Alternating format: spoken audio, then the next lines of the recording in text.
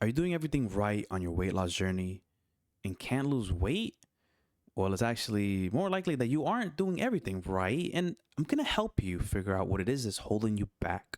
If at any point in the video you hear me say something that you're doing, raise a finger. If you have more than two fingers raised by the end of the video, type how many fingers you had raised in the comments, and I'll reply to you and help you out in a more detailed manner. Okay, so let's talk about a couple things you might be doing or not doing that are preventing you from losing belly fat and reducing that waist size. Now, number one is sleep. This is number one because it's somehow the most severely underrated thing that a lot of people forget about when it comes to losing weight. It can literally, secretly, sneakily kill your progress no matter how good you're eating or train. Now, first, think to yourself, how many hours of sleep should you be getting? If in your head you said anything below 7, then you're wrong. 7 is actually the bare minimum, not negotiable. Not getting enough sleep affects you in 5 crucial ways. Number 1, it messes up your hormones. Your hunger hormones goes up and your satiety hormone goes down. Guess what that means? You're going to be eating more without realizing it. Number 2, less sleep means you're going to crave more bad food and snacks even more. Carbs beget carb. It's literally an endless cycle of bad choices. Number 3, crappy sleep also means lower insulin sensitivity, which means you're going to store more fat in your belly than if you had gotten a good night's rest. Number 4, you can actually lose muscle due to poor sleep. Less muscle means your metabolism becomes slower, which means that 1,800 calories you were eating at maintenance or deficit has now become a surplus. Number 5, less sleep means less motivation to get up and go to the gym in the morning or go on a walk because you're too tired. Number 2, tracking or counting your calories. If you're not tracking what you're eating, then you don't really know how much you're eating, and you're doing yourself a disservice.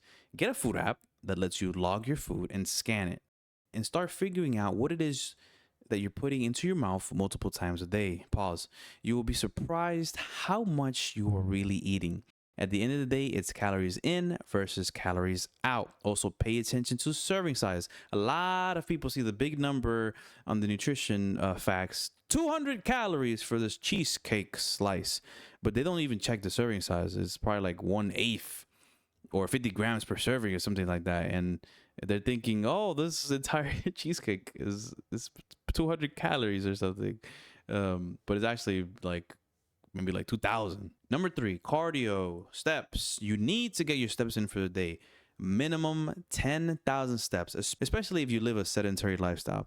It doesn't have to be like go on a 2 to 5 mile run every day. Walking is fine. Actually, walking is king. I probably lost 90% of my weight due to me just starting to walk a lot. It's an easy, simple thing you could do every day without stressing your body to the point you need multiple rest days.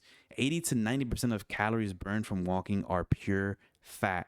I currently weigh 157 pounds and walk 10,000 steps every day at a pace of like 3 miles per hour, but the pace doesn't really matter too much. Now, that's about 400 calories burned just by walking, and 90% of that is fat. So if you weigh more, it's going to be more calories burned in those 10,000 steps.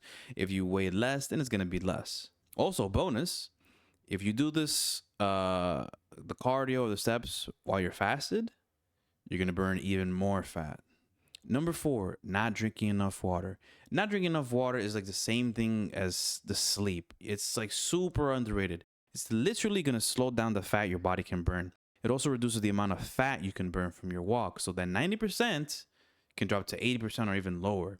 Throughout the day, your resting metabolic rate will get lower. Lower metabolism equals less calories burned throughout the day. Let's say 50 calories a day because you're dehydrated. Now, it doesn't seem like much. 50 calories, that's nothing, right? But if you were dehydrated for a long time, let's say somehow the full year, 50 calories will turn into 18,250 calories, which is roughly 5.2 pounds of fat. That is insane. Now, less water also means crappier workouts. You're going to get tired faster. You're going to fatigue faster. It's literally like a chain reaction, just like sleep. There's even more, but I think you get it. So please make sure you're drinking enough water, at least half of your body weight. Number 5, sodium. It's actually possible that you're losing weight, but the scale might not show it. That's why it's also important to take, before and after pictures and measurements, because sodium causes water retention and a lot of it, which means you might see the number stay the same or go up by a lot.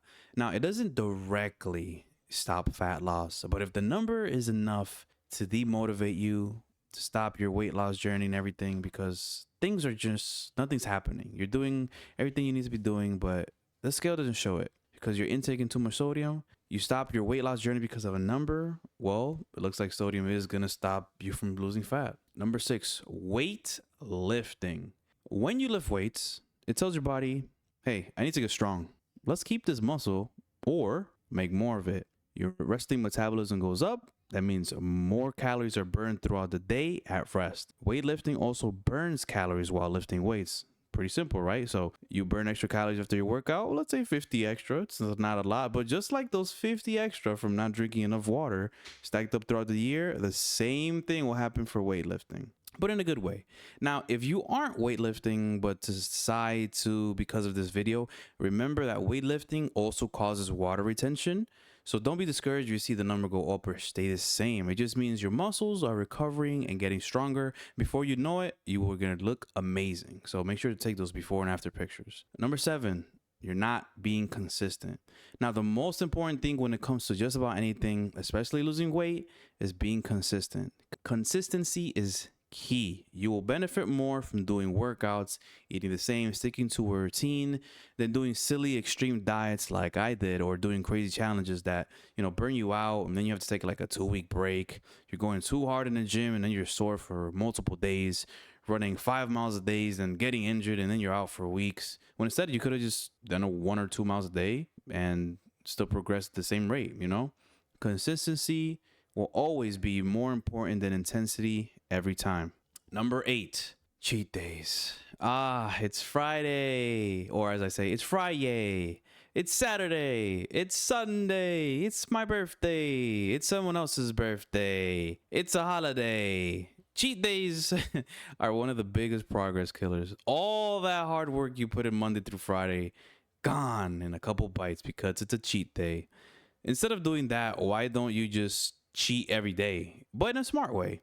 Track your calories. If you want that 400 calorie pizza slice or that 500 calorie slice of triple fudge chocolate cake, cool, go ahead and have it.